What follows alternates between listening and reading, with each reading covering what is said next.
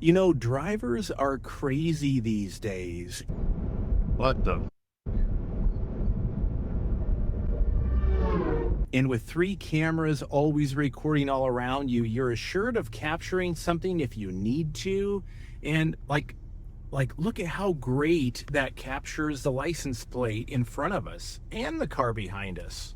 It's super cool to have something like this when you're off-roading on crazy roads that we're on. Yes, the G900 TriPro makes the perfect off-roading companion. Whoa! I'm Tom. And I'm Cheri. And we're EnjoyTheJourney.Life.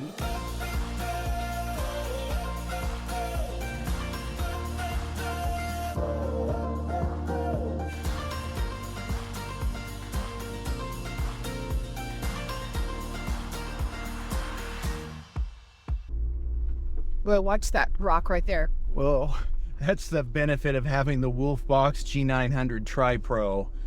It's got the revolutionary bumper-mounted dash cam, so when you're out here driving around off-roading, you can avoid things like that.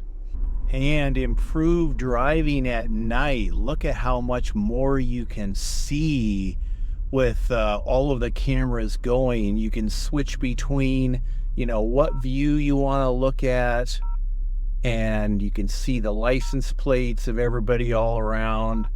It's just, you feel a lot more confident driving, having the ability to see more of what's going on, especially when some of these streets and parking lots are just so dark. The Wolfbox G900 TriPro has 3 different cameras. The front bumper you can see right here.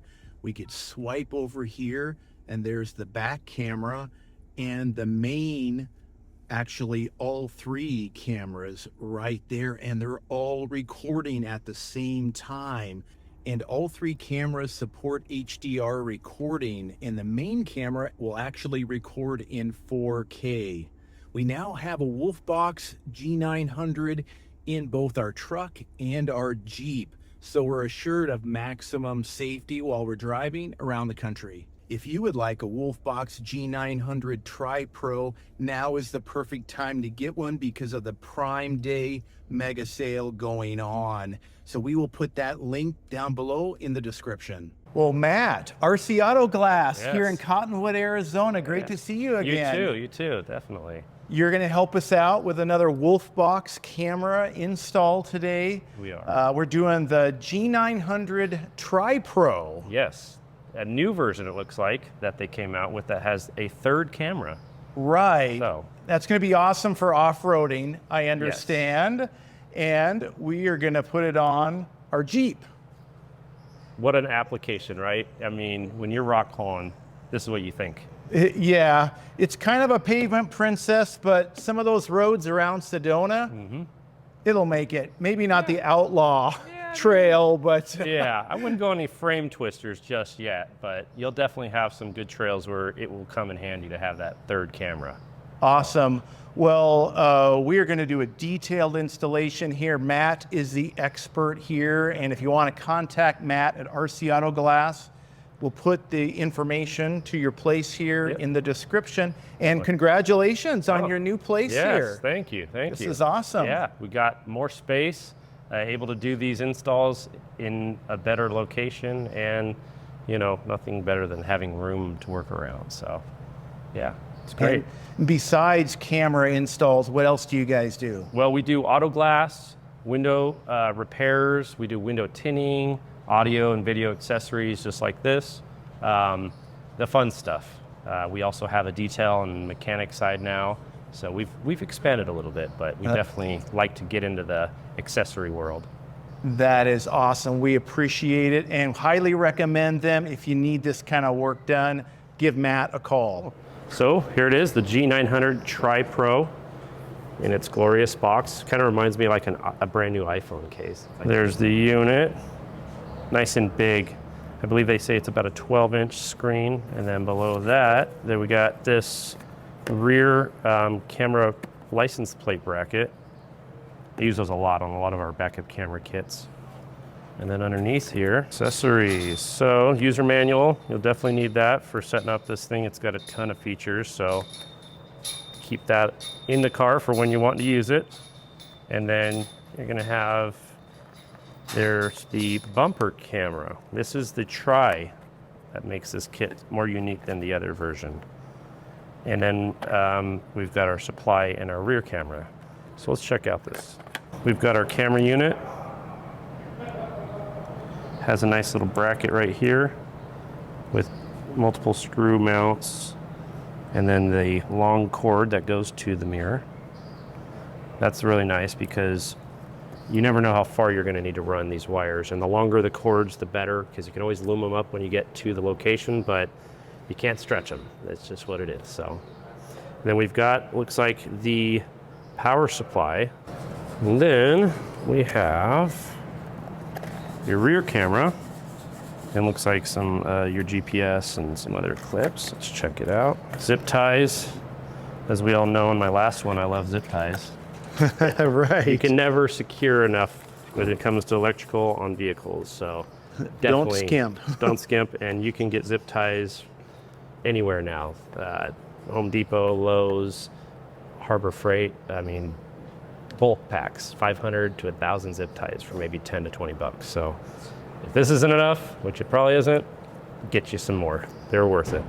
You want to keep those wires nice and secured. Then it looks like they've got some stick-on wire ties, which are great for inside the car, because obviously not everything is going to be where you can zip tie it to the behind panels. Like in this case, the Wranglers have very thin framing, which is all roll cage.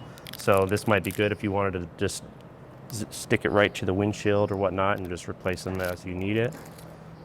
Extra mounts for the camera for the rear if you don't want to use a license plate frame bracket. And then you're going to have your GPS antenna. Again, it tells you your direction, you want it up. And a little pry tool and a little lens cloth for your camera lenses. And then we've got, looks like, our power supply and our straps.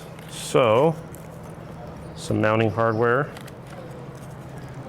some more self-adhesive mount. They give you plenty, so that's great in case if you want to relocate it in different spots. It's really nice, actually, because they're even pre-cut, and that's the hardest thing about double-sided tape is cutting it. So, good job, Wolfbox. And here's our straps. We've got the two different sizes, depending on how big or small your factory mirror is. You got the large and the small. And then you have the, I don't know how to hardwire anything, USB-C to cigarette lighter adapter that also has your USB output too, if you want to have multiple devices that go, so you don't have to lose that cigarette lighter option to charge your phone or whatnot, but you still can power up your cameras. They really do think of everything, don't they? They really do, which is great because, you know, some of these, most of our customers will say, my biggest fear is doing electrical on cars, which I don't blame you. Electrical is very confusing in many aspects, and to simplify it with stuff like that really helps. I mean, nobody likes cords hanging out, but to have just the one, it really makes it a lot easier to take that stress off of you if you're not sure what you're doing with the hardwire option. If you are, this is as simple as putting in just a nice little set of lights, an underglow or anything like that. So definitely a good option if you're comfortable doing a hardwired setup. The next thing we've got is, looks like they did send us the 50-foot extension cord, which we shouldn't need to use on this one, being that it's a Wrangler, and I think that would wrap around the car a couple times, so should be good there. But we also have, this would be the USB-C hardwire kit. So this is when you would want to do it yourself and kind of have that super professional, clean look without any use of your cigarette lighter adapters. We'll check that out here. They do give you a lot of nice features, just like these double-sided tape, extra pieces and all that with this kit. So you've got your main supply. You're going to have your accessory or ignition wire, and they're labeled, your ground wire, which is just a chassis ground, and then your constant battery supply, which is a constant 12 volts. So this thing will sense when your car is not on and not charging, and then it'll sense when it is on and your ignition's on, so then it'll use maybe more power if it needs to, but ultimately that's just to have like that reserve, so if in case it was jarred and it set off the sensor in the camera system, it'll start recording because it has a constant power supply, but it won't require that ignition to tell it to turn on when you're just driving around or whatnot. So it's great for the accidental bumping or whatnot. And then of course we have the rest of our goodies. These are inline fuse add-ons. So basically they give you all the different style fuses depending on the vehicle that you're working on. Because there are so many options, they gracefully give us a set for both power, constant, and ignition. So you can use these to actually pull, just like we done on the Ford, pull power and ignition from your fuse block if you have those options. And it's very simple. You just pull out a fuse that's maybe for your ignition wire and put this unit in, and then you get an extra wire output for your hardwired unit, and then it's crimp it right on and then feed your main USB-C to the actual mirror. So that's really nice. And then of course they give us a nice little pry tool, which is great for some of these panels to pop off, and some instructions right there if you're not sure. Other than that, this is the setup, and let's get started. We are working on the 2020 Jeep Wrangler, and a lot of times you're going to want to find the best fuse spot for tapping into get power and accessory for your system. So on these Wranglers, they've got actually 3 locations. A lot of cars have multiple locations for your fuse panels. So you can usually Google them, find out what other people have said where they're at. Sometimes they're in their user manual. In this case, we've got one under the hood, and the 2 optionals will usually be on the side panels or right by the kicks of the driver and passenger of this Wrangler. On this one specifically, it's under the hood, so it's going to be nice and convenient to just pull everything right in that one location and run through the firewall one time. So that's what we're going to do now. You just got your 2 side clips here. You will have a hood latch that's going to be right here. You want to find it and push it. That's over, kind of like so. And then your hood prop. Now, as you can see over here, we've got the main battery and then your fuse panel. And you'll know that mainly because it's got pictures of fuses. So you have these little tabs here and here. Sometimes they're on all 4 or 3, but basically you'll just kind of squeeze them in, lift it loose. You'll have all of your fuses, or at least all for this bank. If there's another bank of fuses that will have that same type of option. And then most of the time they're going to be labeled on the back side of the cover. We normally want to look for a constant source and a accessory source, ignition. Cigarette lighters are normally a good source for ignition on a lot of cars. If you ever notice when you have maybe your phone chargers plugged in to the cigarette lighter and it's not lit up when the car's on or off, that would be a good determining factor that you probably don't have a constant source on that. If it's always on, then that would be a constant 12 volt, which you could also use for your constant wire on this kit. If it doesn't have any ignition or accessory style connection for that cigarette lighter, then you can also look for other options in the fuse bank. A lot of times there's a lot of resources online that will tell you that as well. Sometimes we'll use a source, maybe the 12volt.com will give you some good information. But again, you will want to test it and just make sure that there is that type of power that you're looking for to actually gain access for which one you're pulling. And the other thing is on these, you want to make sure what style fuse you're using, that they come from the factory, so you can use that corresponding adapter of fuse, inline fuse adapters that they come with to match it up. These are looking like the pretty small guys, which are the most modern ones that you'll see today. So that's most likely what we're going to be pulling power with. Another good option to use, you're going to find a lot of the vehicles throughout the whole chassis, you're going to have these on the ground or on the body, they'll have these stubs with wires attached to them. Those are ground posts. You can definitely use that if you want to use, if you're doing lighting or anything like this that we're doing today to add for your grounds. to tie into. You would just loosen the nut, put your ground wire on there and tighten it back up, and you're solid. You don't have to find or drill anything. You can use those. They're usually all around the whole body as well, if you're trying to do something interior wise. And then on this side over here, you'll notice we've got all these bolts over here. These are actually live outputs and inputs for this whole bank, and they come off of your main supply and they'll go in. So you'll have some that are spares that didn't get used. So if you need a constant, you can also pull off of that as well. You don't have to use one of those inline fuse adapters. Next, we're gonna also wanna map out where we want the wiring to run and the cameras, because you're gonna mount these cameras a certain way. You don't want them in an obvious spot that rocks can fling up and kick them off. You can step on them. Anything that's just gonna get like a tire in the way or disrupting the view. So we're gonna place a few spots around and see what fits the best, and then we'll mount them and get them all dialed in. All right, so a lot of times you're gonna wanna look for the easiest method to basically run these wires through your firewall, because you are gonna have to run wires through the firewall for this kit, being that you have a front camera, and in this case, we have to run power and ignition from your fuse panel if you don't wanna tap into your actual car's ignition, which I don't really recommend it if you're not willing to midline tap. There's gonna be plenty of sources for us to use that for. When you're looking for entry through your firewall, you try to look either driver or passenger side, because it's gonna be the easiest to access from the side of the vehicle. And a lot of newer vehicles like this one, you're gonna have these panels that the factory wires will go through. And like right here, we've got this black plastic boot.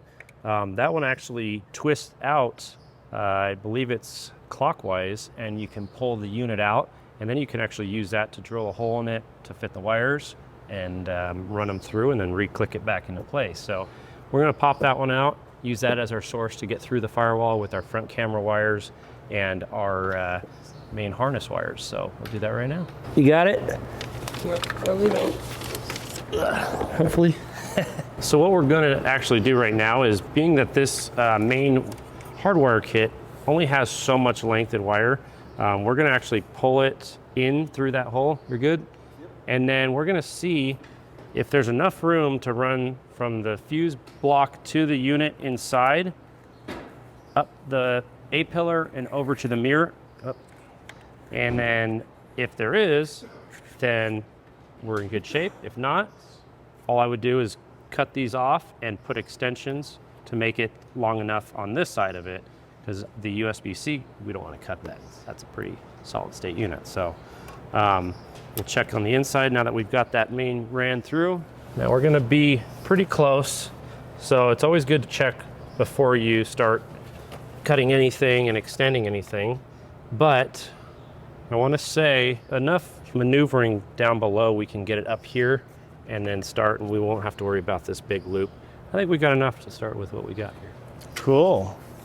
And then the next thing we're going to work on is, where do we want to put the camera wiring for the back camera, because we do need to go from inside on this SUV to the outside to get the wire on that lower bumper area, which is where we're looking at putting that camera. So I have a good idea, and I want to show you what we're looking about doing. So on these Wranglers, they usually have the factory camera, if there is one, in the center of the wheel.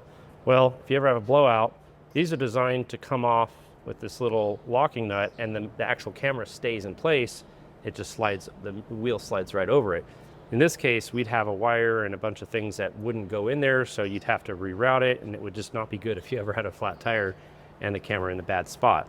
So what we're gonna do is, we are gonna actually mount it lower right here near the receiver hitch in this nice little space right here. We also have an entry point in the bottom of the body that we can use to get that wire down into that area. So I'm gonna show you that right now. If you notice in the back of these Wranglers, there's going to be this little, what most people think are your spare tire cavities, but in this case, spare tires on the back. There's actually a compartment for, you can actually use this for an ice box, I guess it is, or a cooler. You can put your ice. It has a little drain plug. But over here, in the beginning part, you actually have a hidden compartment that's for your jack and your jack handle. So if you push this little tab here, It will allow you to pop the top, slide it over, and you'll be able to get down here and you'll see you've got your jack and your lug wrench and then the accessories for that. So you'll want to pop this little plastic part off right here to actually use it to loosen this. And what that's going to do is they jack these things up to kind of press against the body to hold that jack in place right there. So you just kind of want to back it off a little bit so you can slide it out, lift it up, and now you'll have this free again, but you've got your jack, and right here, lo and behold, is the rest of the tools. So once you get that out of the way, you'll notice we have a nice little boot down here as well.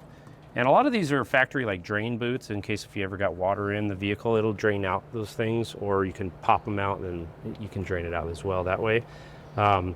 We can use that to help run our wires through. I like to do those just because anytime you're cutting or drilling holes for wires to go through, and you can loom them and all that, and it's normally not a problem, but if it has heavy wear or movement, it can eventually cut through that steel edge and cut your wires. So this is kind of a nice option because it's a factory plastic clip that is very tight and it's waterproofed, and your wires won't go anywhere if you use that to drill a small hole to run your wires down. On top of that, it's going straight back to where we need to be, so it's an easy connection to get it down to our camera. And then we'll probably just run them up through the roll cage to keep it simple. We don't have to take any of the lower panels apart like we do on a lot of the vehicles. These are usually simple to access screws, and all we really need to do is get them loose to get the wires in there and then retighten them up as we go. So that'll be the next step. What we can do... But if the hinge and all that flex, you just find like crush it. It's all plastic here. Yeah, it'll flex with it. I mean, if we wanted to, we can go to the side a little bit. That way we get a little more range. I think it's fine if it's off to the side, Off probably. just a little bit, just right there, so you have more control. All right. Yeah, if we want to adjust it a little bit, being off center is not going to be a big deal, I wouldn't think. No. If anything, it gives you the option to kind of have that space to move it around at, and it's still low profile enough that it shouldn't really get in your way. Okay. And we can kind of bring it forward, a little bit more like so. So if you wanted to tuck it up tight, it's way up there and it's smooth, but if you need more downward angle, you can definitely angle it down. And this is technically a step. I just don't want your foot slipping off of it. Yeah, exactly. And that's a great thing, is you want to have that clearance. So that way, if you were to step on that, you're not getting your foot in there. So Right. you'd completely clear it if we put it right there. So if you want to do that, we have, we can use the double-sided tape to get it stuck until you're ready to put the screws in. Right, hold on, turn it a little right there. That's it. Let's see here. Turn it a little bit towards the back, right there. Right. That's it. You want to rub? Now we like to rub down the area with isopropyl alcohol to really clean any contaminants and debris on both the plastic and the mounting plate. So when we do the double-sided tape, it's going to actually stick really well, even though we're still going to put screws in there to hold that in place. You might as well have that extra security, kind of that vibration and all that moisture, because it eventually will start to break down if you don't have it super clean. Just put that guy on there, and then what we can do is get our area. Look at that. Hey, put it out there. Looks good. All right. Injection Give it a pressure. good press. And now we can kind of move it to get to our screw holes wherever we want those. It does come with a set of screws, so we'll use those to actually mount it to the plastic bumper panel and finish running these wires.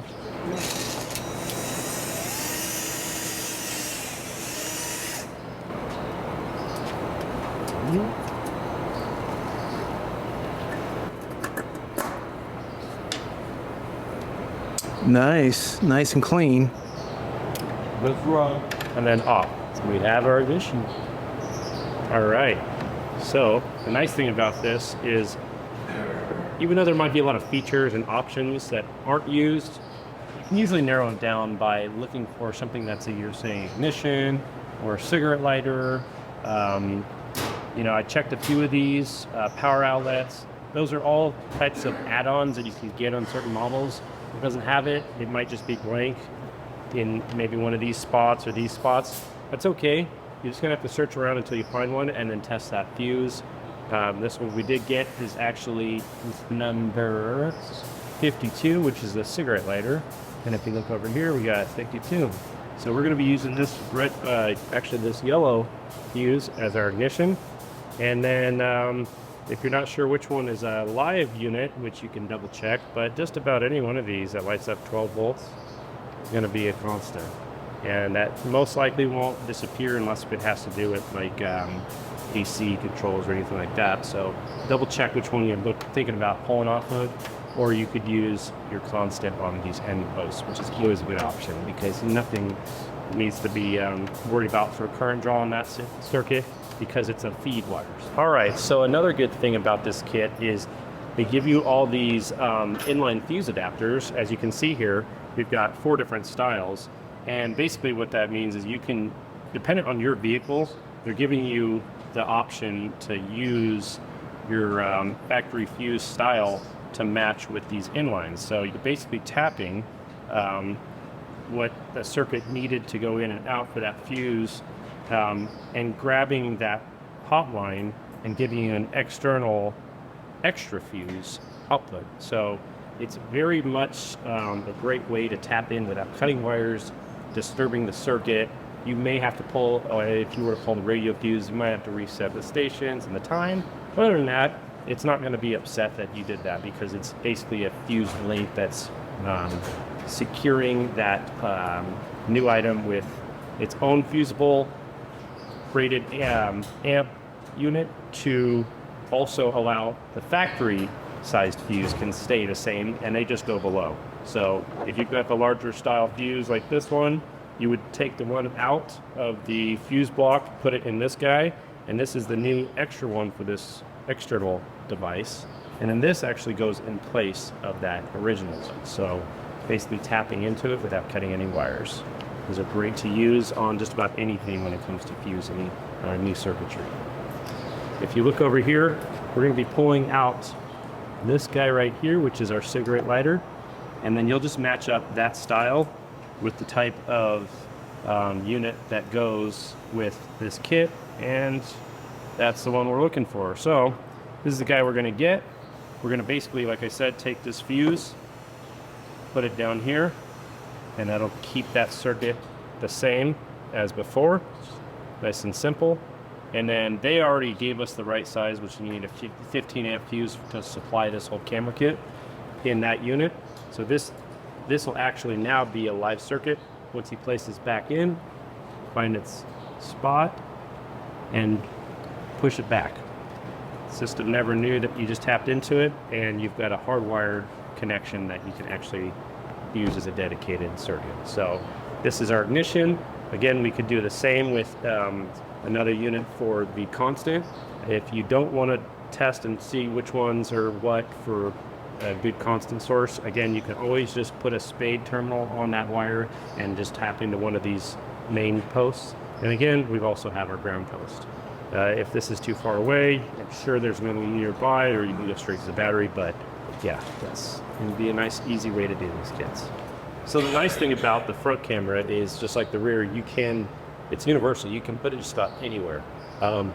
Some of the options, a lot of the factory ones will have it in the grills, but they're not looking for like the rock crawler type of feel with that camera, where you could kind of run your wire through and hide it internally like this, and then take your mount and mount it to the actual grill's plastic right there. But that would mean probably putting a few screws in there, because double-sided tape is only so good. And of course your movement isn't as, it's more limited, so it's not as good.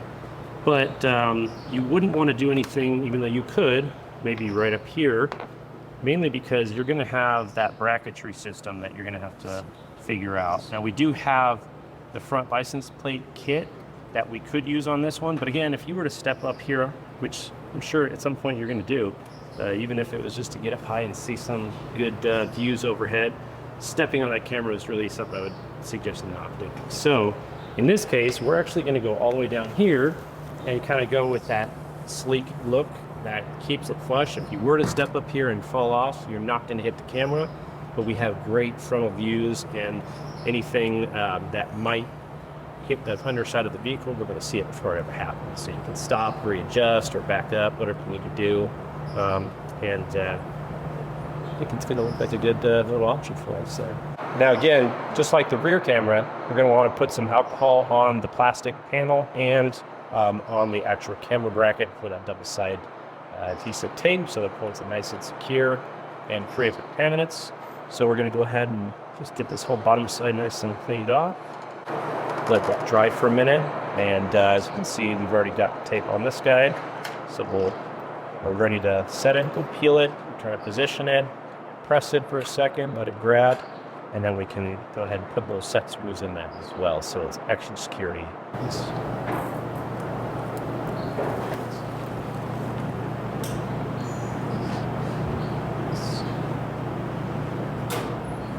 As I was saying before, we did get our accessory or ignition wire to be on a nice fused block that was coming from the factory fuse location, but I want to add the same style for our constant.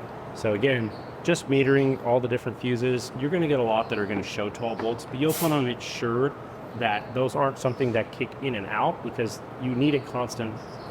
Check them and reference which fuse that is for.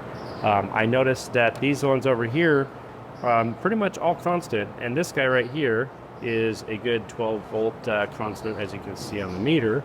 And referencing that one back, it gives us a constant switching source for like maybe aftermarket switches that these Jeeps can have. So it's actually a great one to use, because they're going to always have them ready for aftermarket accessories that these Jeeps throw at us. So just like the other one, we're going to basically use another unit from, they give you 2 bags of these, so that's awesome. So we're going to take that one out, add that one in, and that'll be our constant. And then we can start hooking up the last but not least, the ground, and that will give us our related circuit for power. So we are actually going to run this rear view camera wiring through this driver's side, mainly because we're going to be coming through the driver's side of the firewall for the front camera and the main power supply. So instead of actually pulling both driver and passenger side apart up front, we'll just keep it to the one side and make it simple. So we're going to start by taking this side panel loose, which will also give us access to this rear brake light, and that will have the reverse light that we're going to want for powering up the reverse camera when we're in gear. So that's kind of like a double when you do that. Either side will have the reverse camera wire to it, but since we're going to run it down this side, we might as well just utilize it all on one side. As far as running the wires from the back to the front, we are going to use the roll cage framing, which has a lot of plastic covers, so it'll kind of help hide that single wire, which is all we really need to worry about is one single wire. They are going to be a Torx screw, and I'll check what size that is in just a sec. But also you're going to have your grab handle here that has these hidden covers. You just kind of squeeze them, pop off, and they will have 2 hidden bolts there. So that way we can pop this off and the next section as we go. The front here, it's pretty loose, so we really won't need to worry about popping this off. Since we're just going to go right to here, you can see how much flex there is. And we'll just have our wires come down for all of it, from the front, GPS, and the rear camera, all in one location. So it's nice and easy for the tear down and then the reassembly of this one. If it was more of like a larger SUV, you might want to take all the pillars, plastics down off the floor panel. You might have to take your B pillars and C pillars to get to some of those screw locations and stuff, but you could tuck the wire. Again, that's not tight to any factory looms if you did that way, but it's not, it's not going to hurt anything if it's just a simple little install that maybe down the road you're going to pull right out and put in another vehicle. So it does work both ways, either way. We just like to do the most secure method with our wires and zip tie it to all the factory loom as possible. So. And hide as many as possible, right? Yes, just keep it secure and hidden and yeah, that factory, how it should have came out of the factory if you were to add aftermarket pieces.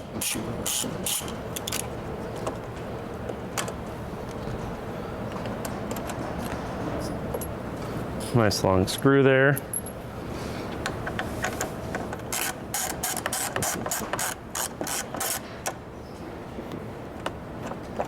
And usually once you get them started, they'll just hand tight.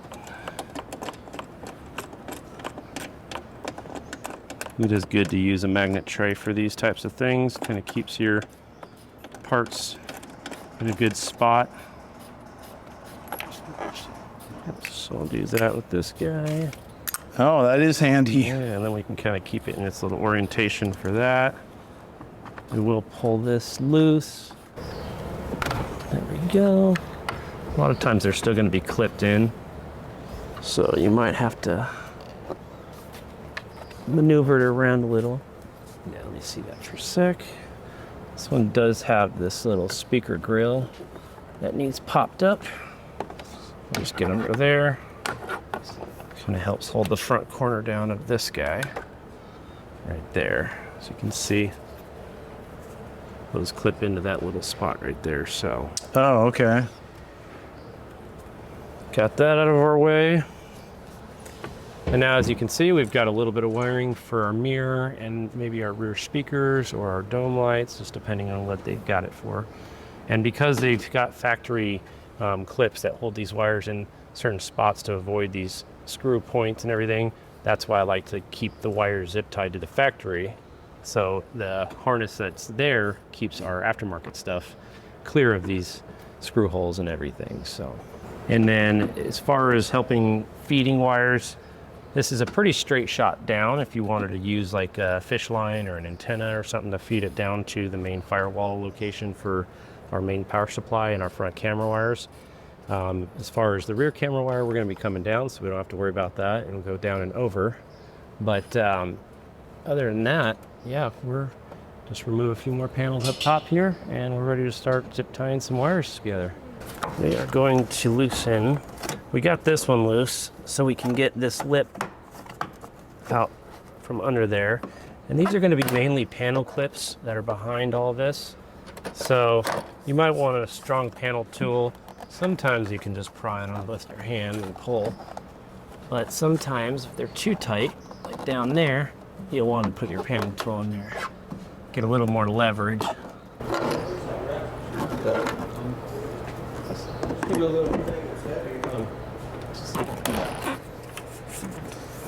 That's a big piece. This is a large panel, yes. Not all of them are this big, but this one hides a few things, from your seatbelt latching system in here to your rear brake light assembly. And it does have this cigarette lighter. If you look down here, No, right. you are going to have a little plug that you just squeeze this guy right here and then pull out. Just like so. Now you can pull that whole unit out. Again, just like all I was saying earlier, tons of ground posts throughout these whole, the chassis of these vehicles. So you really shouldn't have a hard time finding a ground post anywhere to use. You could sand a panel down and self-tap a screw into it and have a good ground, but you really don't need to on most modern vehicles. They've got them spread out everywhere because there's so much electronics that they just they don't need much for adding that extra aftermarket one. As far as these rear roll cage panels, a couple screws throughout.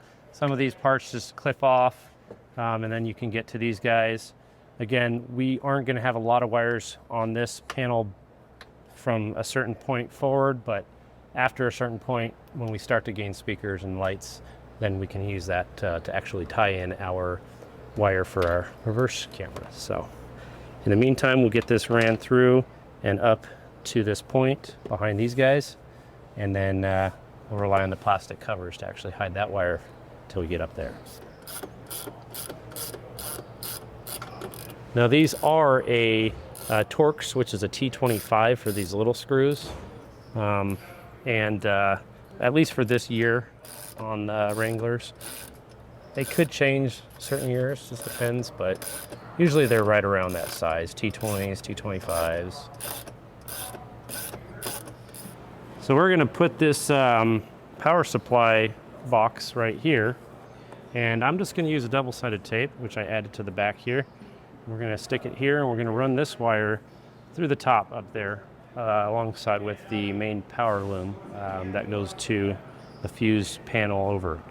And that way it kind of keeps it tucked away. We won't have to worry about anything falling, and has all these brackets that are going to keep the wires hidden.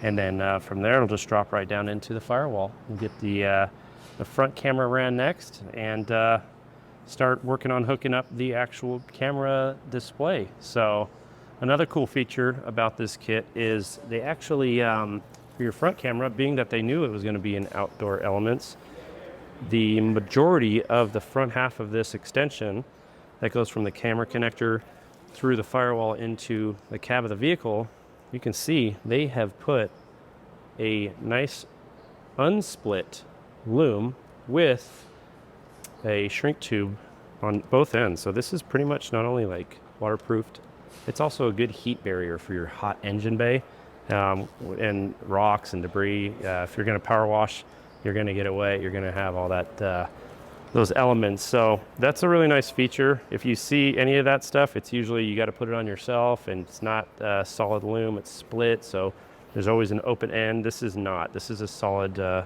solid setup they did here, and they give you a lot of room, so you're definitely going to be inside the cabin before this runs out, which is awesome. What we need is this clear reverse light light bulb, which is this guy right here. If you ever need to change your lights and you want to do it yourself, you would just have this little socket right here that you would turn, pull the bulb out. You will need to take this little bracket off, which is actually how you hold this lens into your car body. It takes a long screw that goes from the back side, and it basically clamps down and sucks it to the body of the cab as you get it tighter. Same with loosening it, it lets it come out until it completely removes. It is spring-loaded, as you can tell, so it'll only go so tight, but that's what basically you're screwing in and loosening to keep this, the newer style tail lights on. The older ones, you're gonna have a couple screws hidden on the top and bottoms, but they obviously wanted to eliminate those because they tend to rust after a few years. It's kind of a nice little upgrade they did. So, and then the next thing we're gonna need to do is test our two wires. We're gonna have an orange and it looks like a purple. One of these two is going to be our reverse positive, and the other one is just going to be the ground. So we are pulling all of our wires through from the extension connection on the rear camera through that spare jack wheel well, and we do have a nice little opening right here. This right here is a clip for this side panel, so don't put any wires through there. And this is the same thing as well, but this guy is a nice little option to use, so we can run our wires up. And this little grommet here goes right into this side of the space where we can now have our wire to tap into one of these two. So that's the next thing. We will need somebody to put it in reverse so I can see when the light is on, which one is giving me a 12-volt positive and which one's a negative, so you know if you're hitting the ground or if you're hitting the positive side of it. So to give me a little more room, I'm going to take this black cover off to get to these two wires, which again, if you were to change your bulbs out, this is something you would probably want to do. It just looks like 3 screws that are Phillips, and that will allow this bracket to pop off so you can easily access the connectors for your side markers, your reverse light, and your main brake light. You'll have your reverse, your brake, and your side marker or running light. This is also multi for turn signals too. So, but what it does now is it gives me plenty of room to reach this guy. My guess is the feed one is going to be the orange.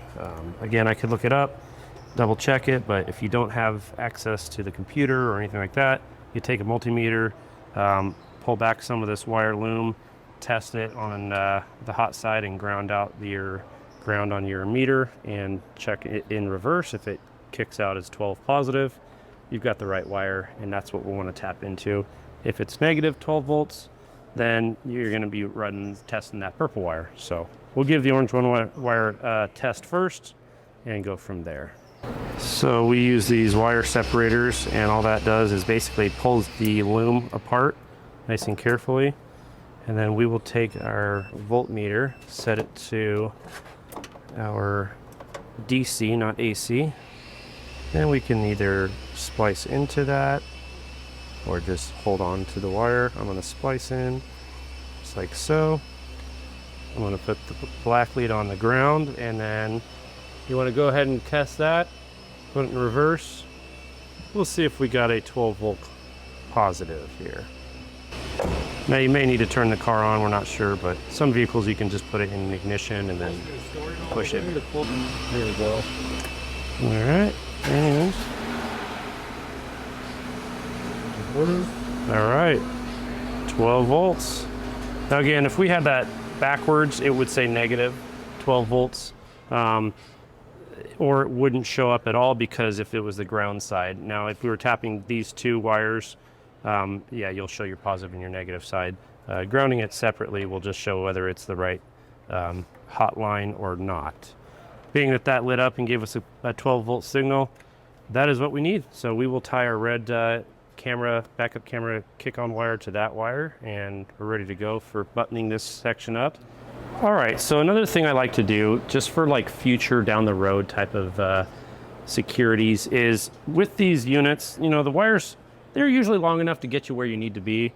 This one's pretty close. It's still enough to do it, but it wouldn't give us a lot of slack if you ever needed to change the light bulb out, or if you didn't want to keep it in this car for long term, you'd just maybe a few years, and then you want to take it and buy another car and put it in that one, or, you know, a new version comes out and they have different setups for it. So a lot of times what I'll do is, instead of just midline tapping right to that line, I'll actually make a little extension, and then I'll get a male and female end connectors so I can actually disconnect it. Now I'll put the female side on the live line, so if we ever did take this off, this side can stay live inside that area with a zip tie, and it can't touch anything that's going to make it short out. That's the plus to that. The other thing is, now you can use this for the next vehicle that you're going to do, and when you're ready to put it in, you just plug it in and secure it nice and tight, and when you're done, you pull it out, pull the wires back out, and this can stay in there, and everything's pretty much ready to go for either the future person to buy this vehicle, or if you want to add something later on down the road, you already know which one is your reverse taillight. So that being said, this would be the same as adding this feed wire from the camera kit in. So I like to midline tap. I will separate the wire enough to get it to spread open, and then I'll just basically feed a section of that wire in, and then I'll just loop it around until I have no more wire left, make it nice and tight. And that again makes it a super secure connection. You can't pull that out if you wanted to. And then once you're done with that, take some regular black electrical tape, just enough to make a few loops around it, something like that. And the way you ran that, the loop of the wire, is the way you want to spin your electrical to keep it tight as you're going down the wire.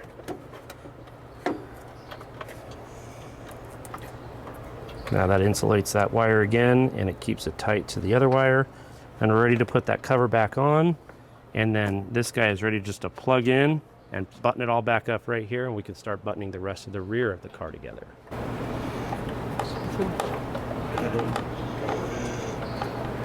And then we'll grab the two lines now.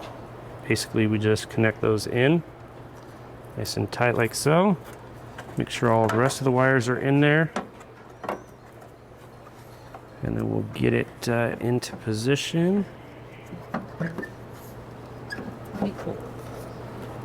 And we'll put the set screw in. That just goes right back here. Gonna have to fish around until you feel the threads go. And we'll get it nice and hand tight, and then we'll use the socket to give it a little bit of a good snug. It's already held pretty well, but I want it to just be that extra security. So this does take either a socket or a Torx. It is a T40. I would have to double check on the socket size, but being that Torx are pretty nice to use, we're just going to snug it down with that. And again, doesn't need to be crazy tight, but we just want a decent tension to it. When you feel that spring start to grab, that's when you know it ain't going anywhere at that point. So basically from here, you just kind of reverse what you did to pull it apart, just to put it back together. You're gonna have your clips on certain pieces of these. You're gonna have set screws. And then your main side panel here, you do not want to forget that you've got your cigarette lighter plug that you want to put back in. It does have one orientation, so you really can't mess that up. And then all these little guys just clip in to the posts and make sure all your wires are still out of the way as you're putting it back. So that way nothing gets pinched. But other than that, it's pretty straightforward, not too bad. We'll just work this way and go all the way forward.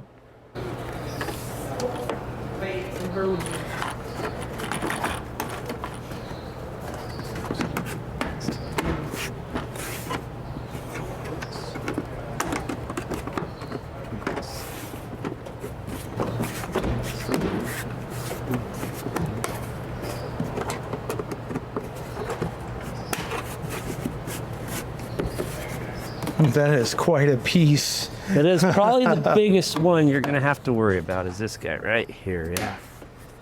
But a little bit of patience and making sure everything's, you know, fitting real nice, should go right on. Got this little guy here, it just clips on, nice and easy. We'll just put these screws back in, and we'll put this back on for that hold down. And then this little cover with your pieces for the spare tire jack and handle, and the trunk is now done and we're ready to just work on the front camera. Right now you could have a little more, a little less, but once I zip tie that the rest of the way in there, it's... Make sure you're all the way down and you're not running into any extra things back there. That's what we want. Hitting that guy. And then we just spin this, put the little wrench back on there, and snug it down. It will clamp that up against there. And then you pretty much clip that back on, put that cover on. You do want to make sure over here you get those in that little hole. And then this guy just falls into that right there. That is complete.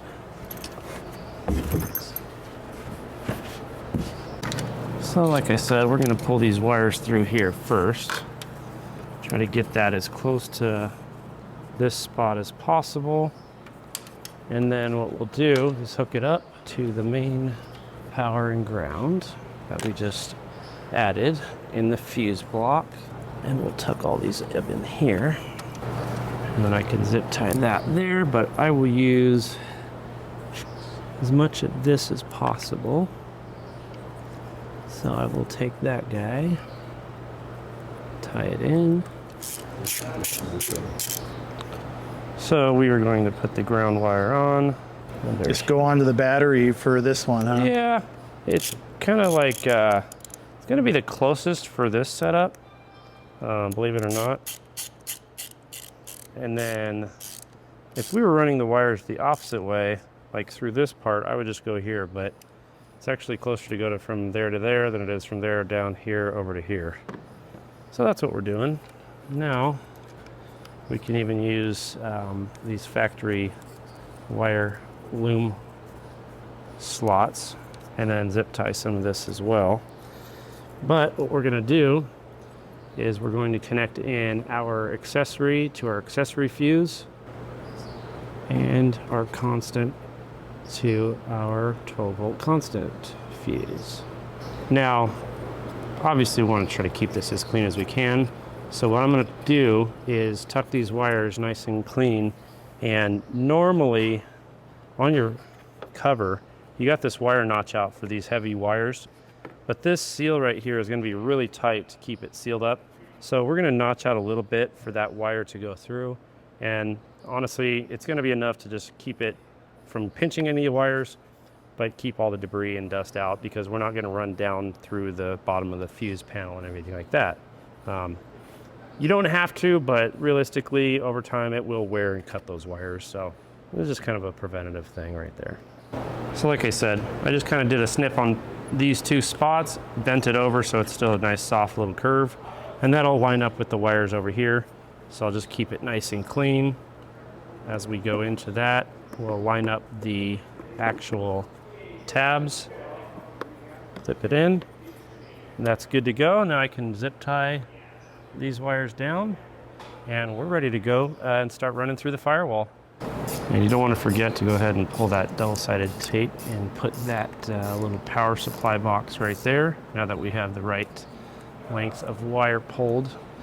And then from here, our USB-C connection can go down and through. We will finish pulling the front camera wires in a nice little clean location, zip tied to everything, and run those through the same hole in the same boot. But other than that, we're down to the final pieces. So the other thing you want to remember is we need to put the GPS in the vehicle. You can put it outside of the vehicle. The biggest thing is making sure that it is orientated upwards, and it does have a little printout on the front of it that says up. Where we're going to do it right now is right here in the center of the dash. So again, wipe that thing down with some isopropyl alcohol, get it nice and clean. We want it to stay. We don't want that thing to pop up and move around on you, especially if you're going off-road, and that would get a little wild. And then Right.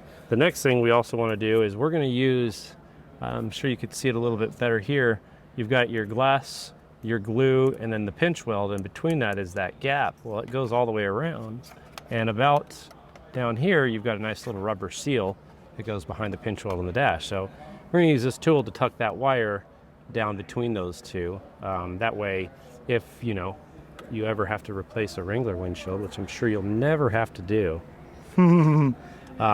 it'll actually be out of the danger zone for any extraction tools or anything like that for future windshield replacements. Now that that's dry, I'll go ahead and stick this first, and then I can tuck the wire second. Again, I like to try to center this up as best as possible, and I'm going to be right about there. Give it a good press. We will tuck this wire right down there. And we'll just make our way all the way across. You don't have to pick this location. This is just one that we wanted to use. It was nice and easy to get to. It will still serve the purpose of the GPS, just like it did on the truck. Ultimately, most of that is for your tracking and your speeds. So the direction and the amount of disturbance is pretty minimal from that windshield to that. The nice thing is it keeps it out of the elements, so it'll actually stay corrosion free even longer. And then from there, we'll just tie it in with the rest of them and come up here to the top and start connecting all these in. But we are getting real close, as you can tell. Yeah. Just a few more wires, and then we could do the easy part of just connecting it, strapping it on, and testing it out. Sweet. Yeah. Now once you get it all the way in there, you can kind of like pull it back and forth to wedge it all the way down past that seal and into the back side of the dash. And then you kind of see how much nice free play you've got over here, which allows us to pull the rest of this up with the factory loom and go ahead and get it ready for some zip ties. Again, we want to make sure all these stay clear of these bolt holes and these clip holes, because that is a big pinch point that you don't want to have to worry about once you're finalizing this and going down the road.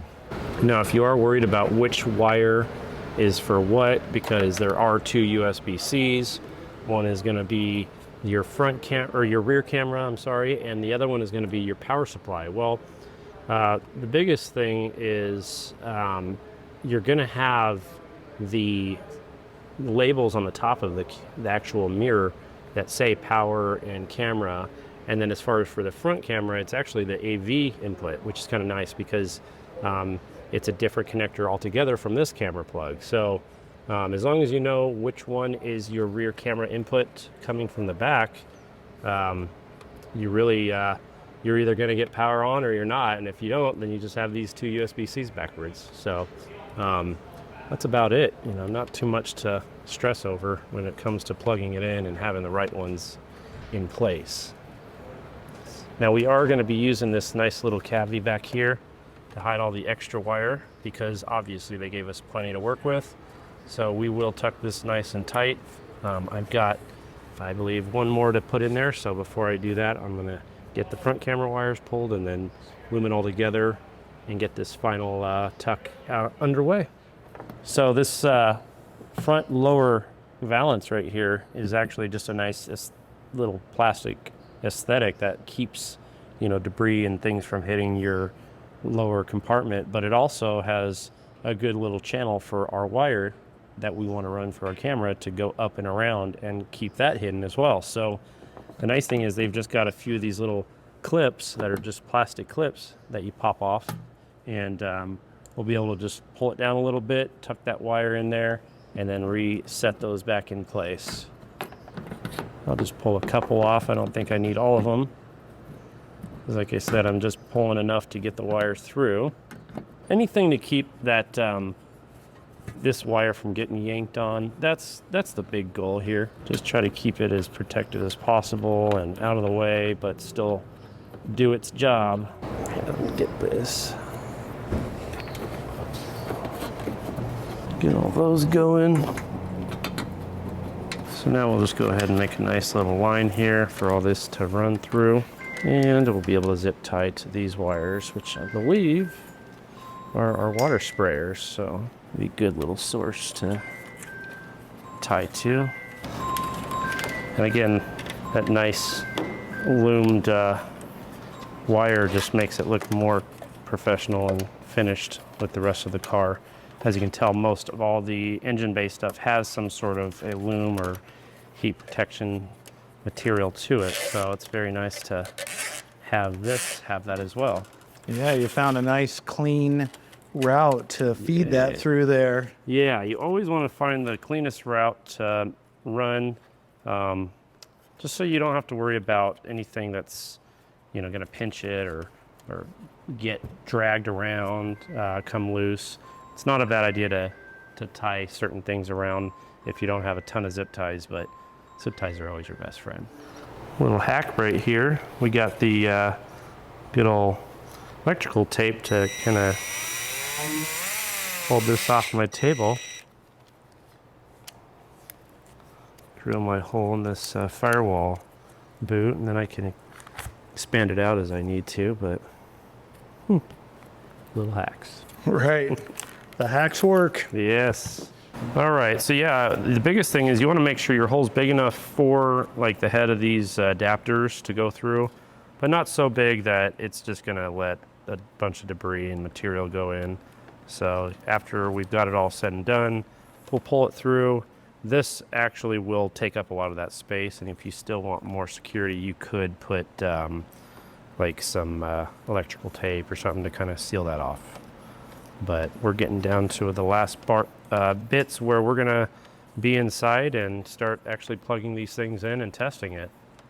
So, but it's nice when you've got some good sources to pull wires through, that you don't have to drill any holes in metal. And this is definitely one of that's those. very handy. Yeah, always look on it. Newer cars have a lot more of them than the older cars, so that's definitely a good indicator on where you would want to run. And they kind of learn that they want you to go in these certain spots for certain reasons. So I take that as my hint of, hey, it's really convenient right here on both sides. Let's just do that. And it always works out a lot better. It saves a lot of headache and trying to figure out where to put things. So.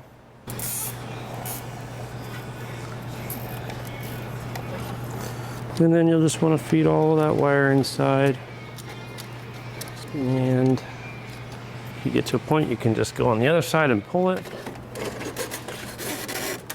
Obviously, you don't want to pull too much because then you might be yanking on something, but for the most part, should be pretty good. And that thing just pops back in and twists, right? Yeah, so it's got these little tabs that kind of help you grab it and twist it, and you'll get it slid in there and just give it a little turn, opposite direction of the way it came out, and you should be set. Locked in just like so. We'll go ahead and push that extra wire through, zip tie any loose wires inside the engine bay, like these guys right here. And we'll be ready to go for finalizing the last piece. Nice. Give it a couple spots to tie it to.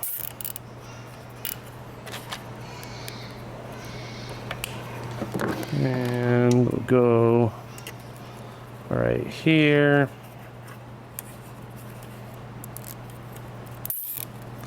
And a crossover. Connect into these guys.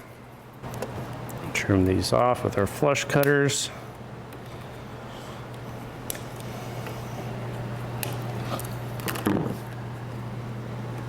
Maybe one more right here. Just keep these from pulling out when you're inside there.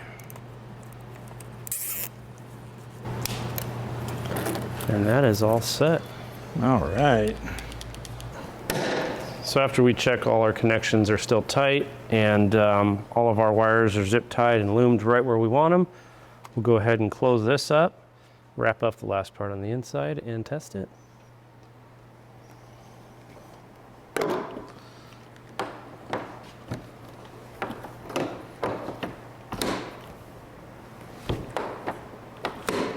So, you know, a good trick for people that don't know how to get certain wires pulled the way we tend to do it, this specialty market, is we'll actually just use an antenna, which every car usually has, and they're flexible enough to you kind of bend some corners, but they're rigid enough to be able to pull really hard on them.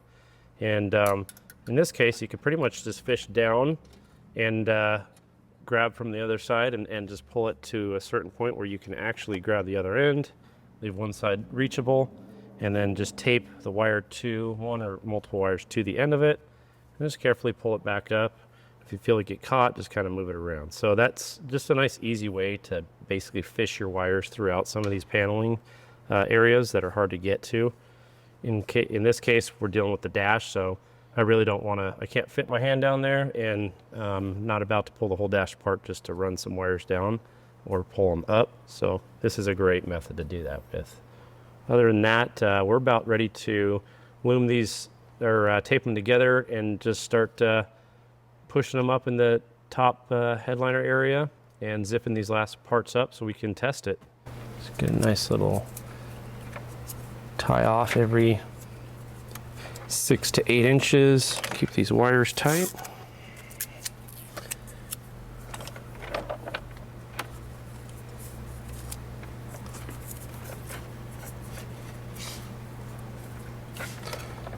And then we'll start zip tying them right over here, but we can tuck them in.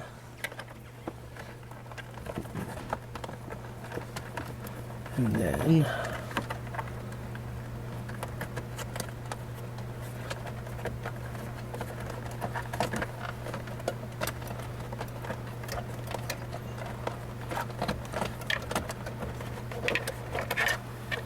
and I do the zip tie just to keep them together while I'm pulling all these wires through.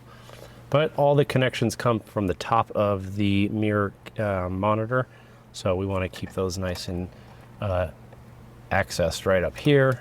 The orientation will basically depend on where we're at with that, but there's enough slack for all of those. We'll get these zipped on and put this panel back in, speaker grill back on, and that's all ready to go. We can plug this in and test it. But as you can see, it's really just running wires. Most of this kit is running wires and keeping it as clean as possible. It's not that hard. Take your time. Anybody can do this.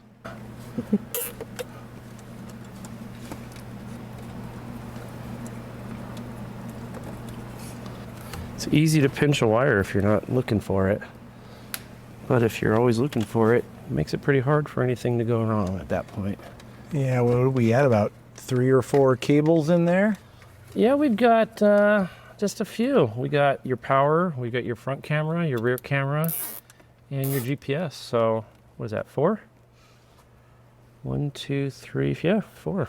All right. So not a lot. I mean, it looks like it's a decent amount, but realistically, they're thin enough that it's easy to tie together and, you know, put away. So Okay. at this point, we'll go ahead and I'll put that on, and we'll put the mirror on.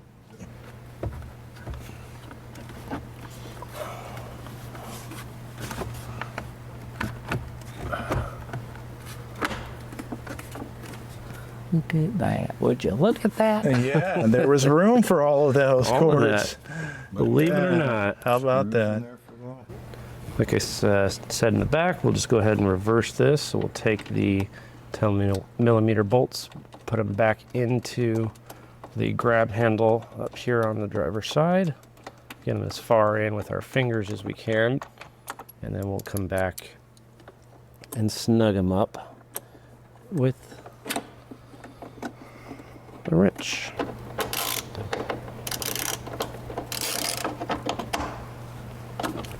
And just clip these back in, just like so. Put our little speaker grill in place.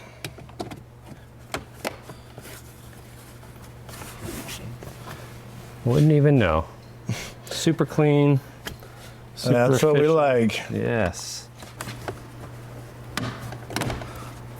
Go ahead and just push this back in here. Has its little clips. And there's quite a bit of extra cable back in there too. Yeah. That'll fit. We got enough in there to fit that side. We are going to tie off the front camera wires down below the dash, but that's just to kind of give that room for those wires. Other than that, not a lot of extra bulk that you have to worry about that, you know, would come with certain kits. But yeah, this is nice. Now we can just plug that in and test it out, and we're on the road.